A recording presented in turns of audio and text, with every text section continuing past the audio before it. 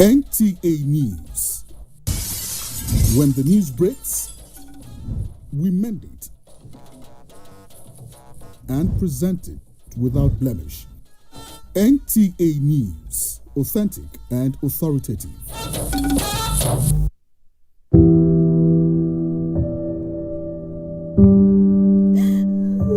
She cries.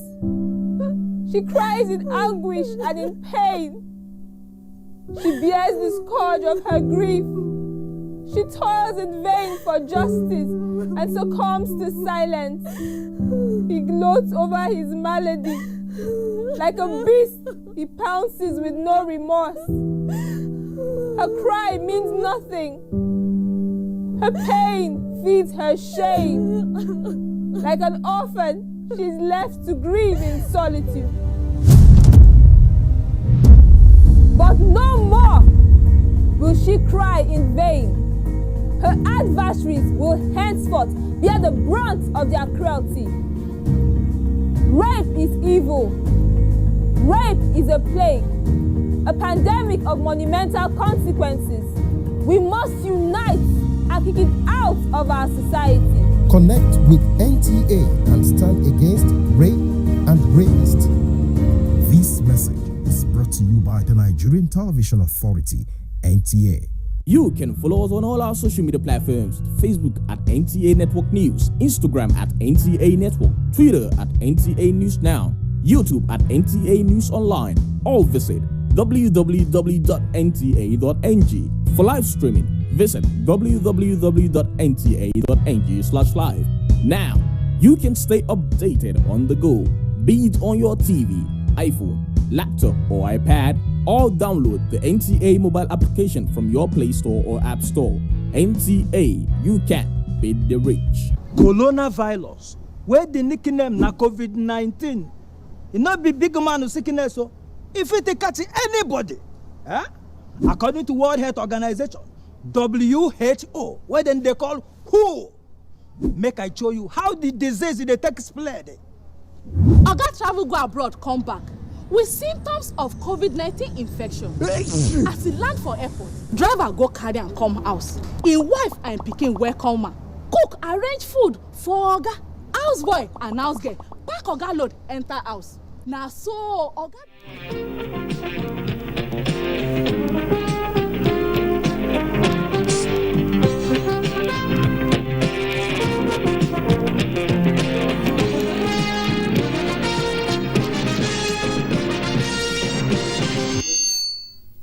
Nigerian Army intensifies efforts at ending insurgency in Northeast. Southwest governors pledged to tackle insecurity in the area. Plus, correspondent on the role of religious leaders in containing further spread of COVID-19. Good afternoon to you. This is Panorama coming to you live from the NTA Enugu Network Center. I am Chineye Nwoye.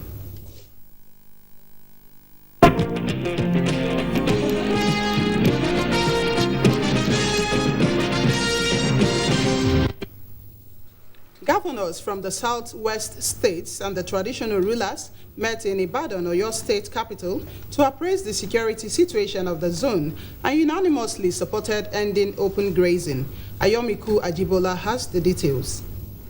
Security meeting, which had in attendance 5 of the governors of the 6 states in the southwest zone of the country, was to prefer a solution to the lingering security challenges in the zone. At the meeting were also first-class traditional rulers from the region and security chiefs. The Chief of Staff to the President, Professor Ibrahim Gambari, the Inspector General of Police, Mohammed Adamu, and the Director General of the Department of State Service, Yusuf Magadi Bichi, who were expected to be part of the meeting, were unable to attend as a result of bad weather which affected flights out of Abuja. Briefing newsmen about the resolution of the meeting, which was held behind closed door, Chairman Southwest Government Forum and Ondo State Governor Rotimi Akeredolu said the meeting, apart from appraising the security situation of the zone, also supported the decision of the National Economic Council (NEC) on forest management.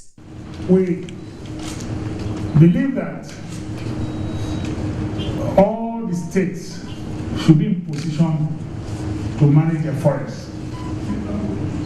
And that will give enough room for you to determine who and who are there, what purpose are they serving, and where you have people who are there illegally, the state should be able to take some steps so that we can preserve our forests. Insecurity, according to him, had become a major issue in the polity. In Ibadan, Ayomiku Ajibola, NTA News.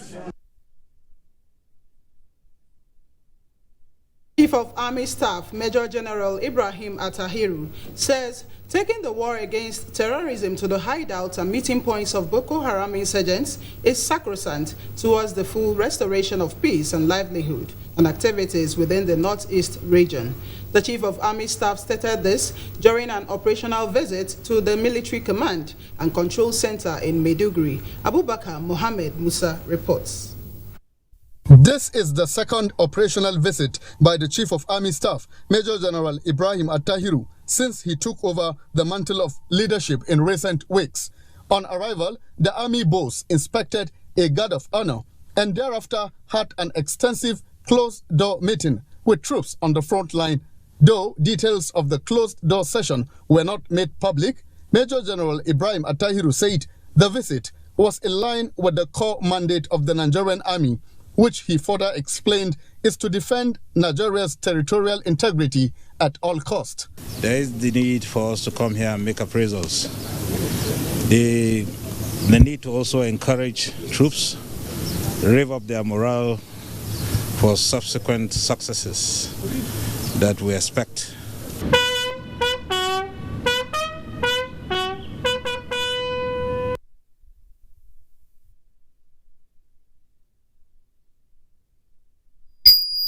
State Governor Nyesom Wike has restated the need for political leaders and traditional rulers to pursue Nigeria's unity and dissuade their supporters from fanning embers that divide the country along ethnic and religious lines. The governor was speaking when he played host to the Emir of Kano, Alhaji Aminu Ado Bayero, at the Government House, Port Harcourt. Wants the different ethnic nationalities to use their diversity to foster a strong and united nation. He appreciated Governor Wike in the manner the people of Rivers State have accommodated other ethnic nationalities living and doing business in the state. We have therefore made it a point every time we meet with political or traditional leaders across the country to ask them to do all within their powers to make the challenges of today's life a bit more bearable for the common man. Governor Wike extolled the Emir for building bridges across the country, expressing concern over cases of ethno-religious crisis in Nigeria. Everybody has particular traditional rulers. You have a very major role to play. Governor Wike reiterated that if Nigeria must confront insecurity, the posting of service commanders should be based on competence and capacity, devoid of political patronage. In Port Harcourt, Oge Dinyekwe, NTA News. There is a saying of the Nigerian origin that water may cover the footprints on the ground, but it does not cover the words of the mouth, just like the mother tongue, which is being threatened with time. In commemoration of Mother Tongue Day, Saluwa Khalil Ibrahim tells us more about the importance of preserving the native languages.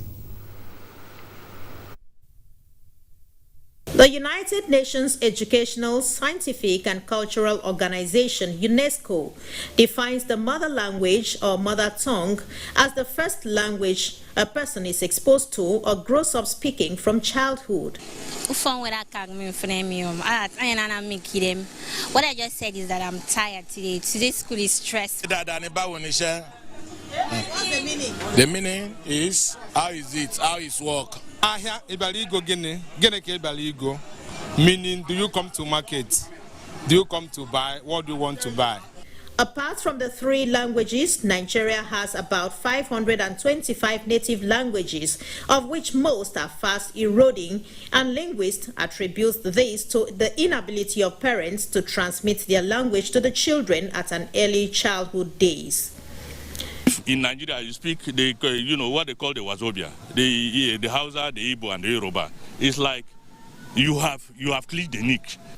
The theme for the 2021 Mother Language Day, which is fostering multilingualism for inclusion in education and society, recognizes that languages and multilingualism can advance inclusion and sustainable development goals. Based on this, experts say education must begin with the use of the mother language at an early childhood, which are basically formative years. We have carried out experiments where we have children that are exposed to their mother tongue, and when they are like age 6 and above, they are introduced to the English language, which is a second language. It becomes a problem. And we have seen children where we have kept children where it is only the English language, not with their mother tongue.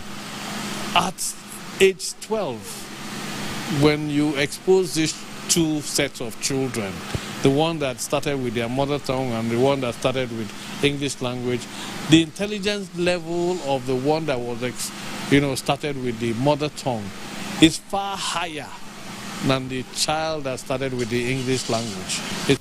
On a day like this, as always, Nigerians, especially those who are concerned about the extinction of their languages, are clamoring for the established ways to ensure dialects that make up the Nigerian state are part of the young and upcoming generation. In Calabar, Justina Etam, NTA News. We will take a break here. Panorama continues in a moment. Do stay.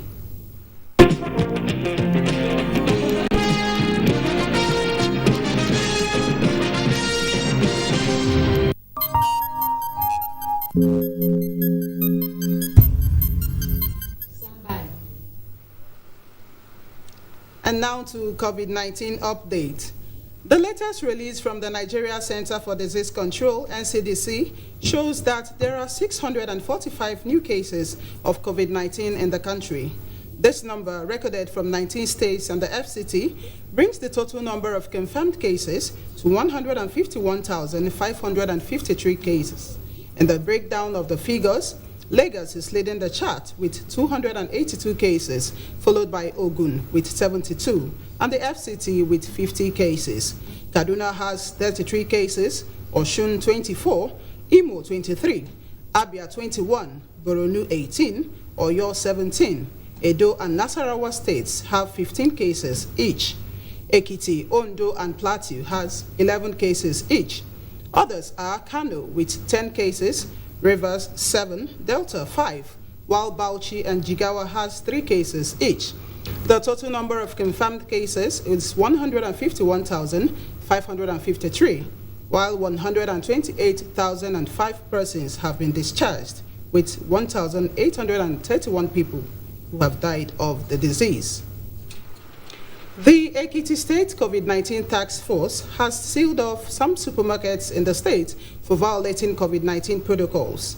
The team also apprehended some individuals for non-compliance with the use of face masks in public places, which contravenes the COVID-19 prevention law of the state. Kola Adebobui reports. With the spike in the cases of COVID-19 and concern about the non-compliance with the COVID-19 protocols, the state government sealed off the affected supermarkets in accordance with the COVID-19 Disease Health Protection 2021 law, a regulation which makes the use of face masks mandatory. The task force also arrested some violators and to be prosecuted to send warning signals to the public and as means to prevent the increasing rate and the second wave of the pandemic. We saw that people are really relaxed in following the protocols and the guidelines that were laid down for different sectors, different industries, and all of that. To kind of resensitize them and do a level of compliance monitoring and check their compliance level and issue warnings and also take some people to court, prosecute some people that are endangering the lives of the Ekiti people. The state task force, while also visited other public places like filling stations, commercial institutions, as well as eateries, expressed displeasure over nonchalant attitude of many to COVID-19 protocols and affirmed that the COVID-19 protocols will be enforced strictly. In Ado-Ekiti, Kola Adebobuyi, NTA News.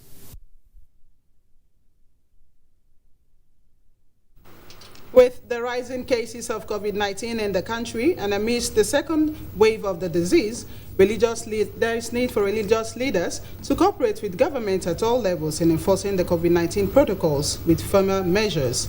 This became necessary, especially in view of the COVID-19 Disease Health Protection Regulation 2021, recently signed by President Muhammadu Buhari. It is no longer news that the unprecedented COVID-19 pandemic took a tragic toll on almost all spheres of life. Religious gatherings, no doubt, have been key drivers of the spread of COVID-19. And so, as trusted and respected members of the society whose congregants listened to their teachings, there was need for religious leaders to be more committed in their efforts at flattening the curve of the disease. We are trying our best as a church to make sure that we obey the protocols. Particularly in the church, we make sure that if you don't have your mask, you don't enter the church, you must sanitize your hand, you don't hug, you don't shake, and also make sure that there's social distance. Our seats in the church, you go to my cathedral, find that the seats are distant from each other. Protect your neighbor by wearing the face mask, observing some of these protocols. So I'm appealing to all of us, especially those who think that the love of humanity is as well the love of God. So please observe these regulations. During the first wave and early spread of the disease in March last year, churches and mosques were closed down. Important religious events like Easter for Christians and Ramadan for Muslims were also celebrated low-key. Due to the ban on congregational worship, and people were made to pray at home with online and virtual messages adopted. With the ease of lockdown, there seems to be a culture of the denial of the existence of COVID-19 because the attitude of people to and level of compliance with the safety protocols is no longer impressive. But I don't believe that there is coronavirus. Amidst the second wave of COVID-19 pandemic, it therefore became necessary for religious leaders to ensure that people practice physical distancing, wearing of face masks, use of religious greetings that avoid physical contact, as well as prohibiting the sharing of items by worshippers. What we can do to curb this COVID-19, even amongst our members, is very obvious. NCDC has given us a guideline which we must follow. Over here we try to obey that, but it's unfortunate that some people are not taking COVID-19 seriously. It's a very serious thing that should be taken very seriously by people. On the 26th of January this year, President Muhammadu Buhari signed the COVID-19 Disease Health Protection Regulation to boost the COVID-19 response in the country. The regulation makes the compliance with these safety protocols compulsory. Hence, it is the responsibility of religious leaders to ensure compliance with the provisions. But if the government can bring some security agents that will also help us to stand by the door. When someone is not wearing it, if they say go back, he will go back. The president has also directed law enforcement agencies and relevant local, state, and federal government agencies to ensure strict enforcement of the regulations. In Enugu, Chine. And that report forms our background for discussion today. And with me in the studio to speak more of this is a national evangelist of Christ Ascension Church, Enugu, and special assistant to the Enugu State Governor on Religious Matters, Reverend Chinedu Nwoye. Reverend, you're welcome to Panorama. Good afternoon. Okay, yes. Nigerian people are very religious people, no doubt about that. Yes. And you know that an average Nigerian attends either a church or mosque for religious services. But we also know that these religious gatherings are key drivers of the spread of COVID-19. So as a key player in religious matters, what efforts have been made so far to curb the spread of the disease? In the first place, the church has done quite a lot in respect to the instructions or the protocols of the National Center for Disease Control. You know that the church is a controlled environment. Inside the church, you have ushers that help in seating arrangement. You also have the hand washing And one of the biblical instructions that Jesus gave is love your neighbor as you love yourself. The only way to express love is to ensure that you protect your neighbor. So by doing this, we recognize that the church is a very large influence constituency with Nigerians that adhere to Christian faith, over 70 million people. Many of the pastors, after the first, during the first lockdown, saw many people dying all over the world and understood that coronavirus is real. It's killing people. And they were able to ensure that you have hand washing. So, and the essence of hand washing is not just about coronavirus, but general hygiene. It's not only coronavirus that can be transmitted through hand washing. Then the next is, because in the church you sing and you pray, and there's possibility that there could be spittle. So you have distancing, and then some churches that have very large congregation were able to split the church service to 3 or 4 times in a day, so that you'll be able to accommodate fewer number of persons. But the challenge we have is not just within the church environment. The challenge we have is that people outside of the church environment now go to markets, and the market that is a public place, the people who come to church also go to the market. The people who also go to the market, they use the public transportation system. So, and that's where the problem is. And I must say, without political correctness, that with the increase in the cost of fuel, it now means that it's difficult to enforce the keke operator who wants to make ends meet. So to tell him to carry only 2 persons, when he's now paying, as opposed to maybe 130, he's now paying 170 for fuel, and he's not making more money. At this particular time, he has to put in more people. So the challenge is not within the church, the challenge is in the society. Okay, so what do you make of the people that have let down their guards at this point and they no longer comply with these safety protocols? What can be done about this? This is a major challenge. And this challenge, we are not pointing, it will be unfair to point hands to the church. The church, based on Romans chapter 13, submits to the authority of the government. But there are areas that the government had challenges. First, you don't forget that the present generation is connected globally through the internet. And within the medical community, there are some people that are medical experts that say that there is no pandemic. And very many of them also are saying that this thing is a hoax to create money for the big pharma. Then there is also some people also that have conspiracy theories claiming that this COVID is just to introduce a world reset, a new order, that will bring a depopulation or population control. Then after it, you now have another challenge. That challenge is the palliative. So when people saw that, the government said we should use face mask, Nigerians, especially Christians that are very responsible, started using face mask in order to protect themselves and protect their family and protect their loved ones. But they realized that some of the drivers of the government that were involved in the sharing of palliatives were not only wearing face masks, they were wearing ear masks. They were not hearing the cry of the people as regards hunger. They were also wearing eye masks. They were covering their eyes from the challenges of the society, that people were hungry. So, and then the next one that was very difficult was that some of the people in some states that were shown all over the places were wearing hat masks. They lacked empathy. So, and when people became too hungry, and they hear over the news, over the radio, that the Ministry of Humanitarian Affairs released money in billions, but this thing do not trickle down into food for the common people. So the people said, just like it was done in the Bible, like the lepers, they said, it is better to die of COVID than to die of hunger.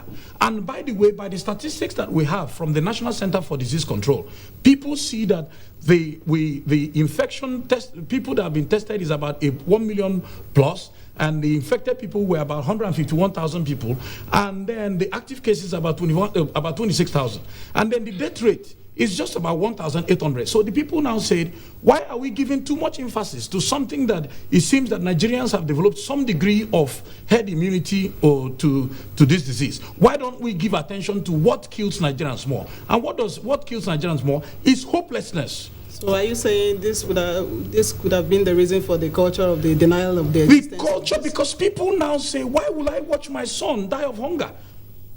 So it's instead of watching my son, which is a more painful death, to see someone die of hunger. Why don't I probably come out, since this so-called COVID-19 is treatable? So that's just the basic truth. Now, and the president recently signed the COVID-19 disease health protection regulation. And in that provision, it makes the wearing of face masks compulsory. How do you get people to abide by these rules? Now, inside the church, like I said, is a controlled environment. For my church, I am the bishop or now supervising over 300 churches. The rural people already understand that the disease is, or the prevalent case among older people is higher and they are at risk. They understand that when you come into the church, you respect the pastor. And the pastor says, I'm wearing a face mask, do as I have done. So, but when they go out of the church and they have to use a public transportation system, and inside that public transportation system, the keke is supposed to carry 1 or 2 persons, is now carrying 4. Okay, so what are you advocating? What will be your advice to Nigerians at this time? The palliative Nigerians need should be reduction in the cost of transportation. Then reduction in the cost of energy, so that when you tell people to sit down at home, at least they will not sit in hopelessness. And then finding a way to address more serious concerns, security. So more people have died of insecurity than of COVID-19. So they should address the insecurity, the headsmen, the bandits that were given a name, bandits, to terrorists. Okay, thank you so much, Reverend, for sharing your thoughts with us on Panorama. Thank you. Okay, I've been speaking with Reverend Chinedu Nwoye. He is the special assistant to the Enugu State Governor on religious matters. And sports is next. World number 1 Novak Djokovic has won the Australian Open at the Rod Laver Arena after the 7-5, 6-2, 6-2 victory over Russia's Daniel Medvedev moments ago. The Serbian has now won unprecedented 9 Australian Open titles and 18 Grand Slam titles. Details in our subsequent bulletins. Meanwhile, here is more on sports.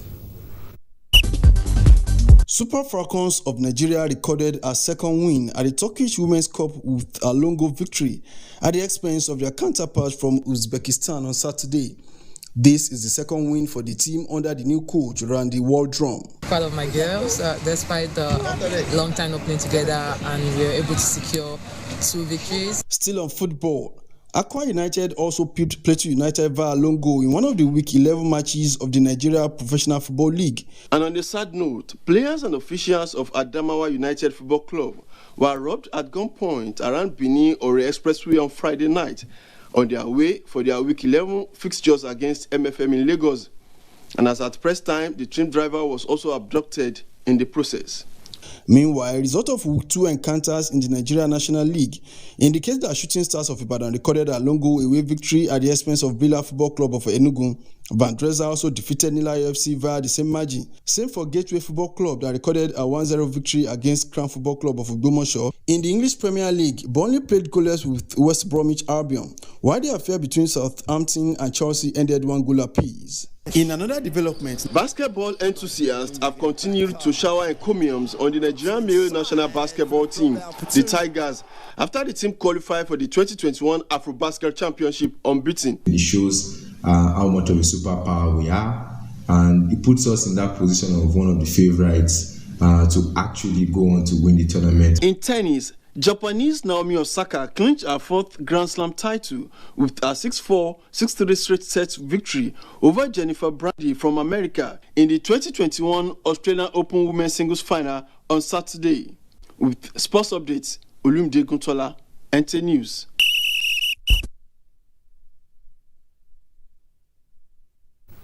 And that is it on Panorama from the NTA Enugu Network Center. We thank you so much for being a part of it. Enjoy the rest of our programs on the NTA. Good afternoon.